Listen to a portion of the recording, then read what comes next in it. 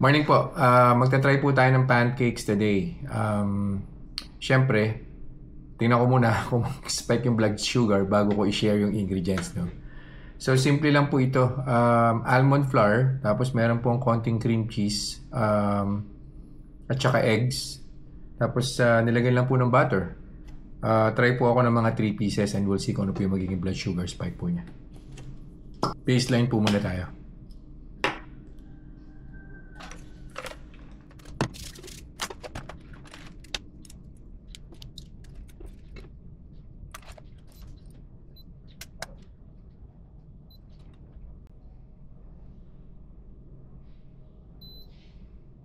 Hmm. 120 po yung baseline natin. Nag-coffee na po kasi ako an hour ago. So, epekto po ng coffee yan. Balikan ko po kayo after an hour to check yung blood sugar spike.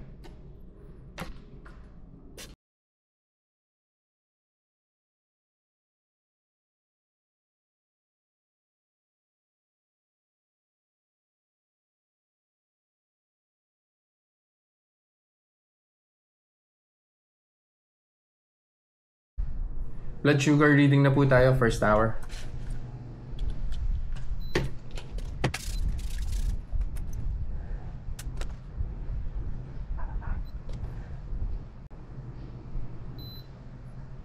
Oh.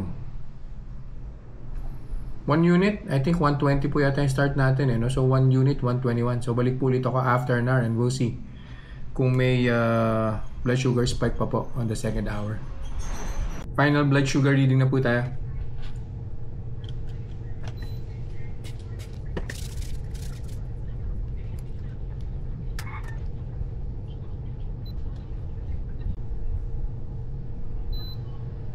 Ayan. So, bumaba na po siya on the second hour. Start po tayo ng 120. Umakyat po ng 121. 1 unit po yung nakit niya. And then finally, ito po, 111 po yung final blood sugar reading po natin.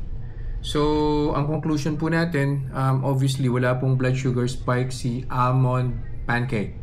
So, almond flour po yung ginamit yan. Ilagay ko po sa may description yung complete list of ingredients, yung recipe po. So, yun lang po for today's review. I'll see you guys in the next vlog. Bye-bye.